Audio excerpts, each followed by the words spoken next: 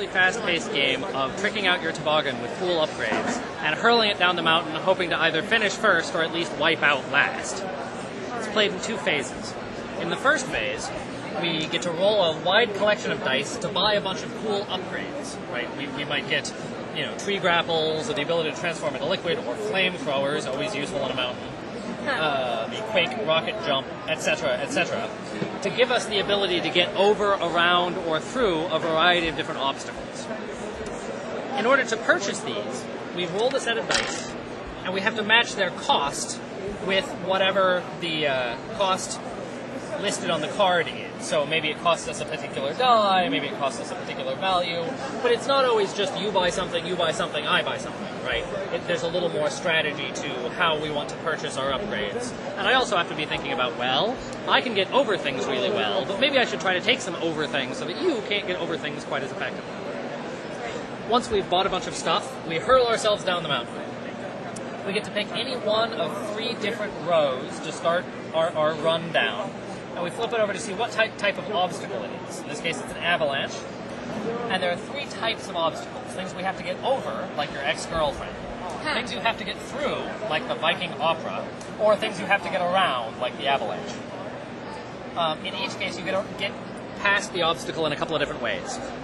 Mostly, you use these upgrades to generate values, certain dice totals or certain numbers, and you compare them to the difficulty of the obstacle. And you either need to get under their total or over their total or between their total, depending on whether you want to get over something, around something, or through something. Just for flipping something up and being the first person to discover it, you score points. You score 1 point for each thing you flip up. Once I've picked a path, though, I have to keep going down.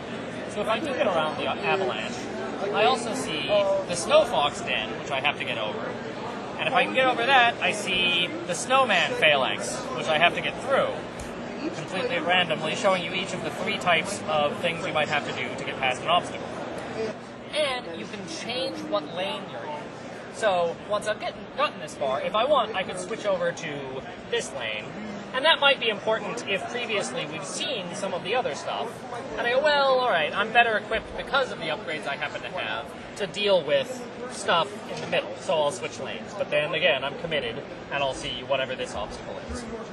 The goal is to get to the bottom of the mountain, right?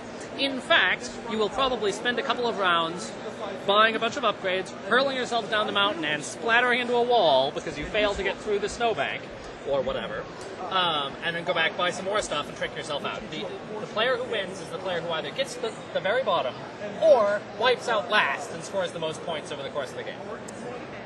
It's got a little light humor to it, right? We want to explore what happens when you have to get through the mammoth herd.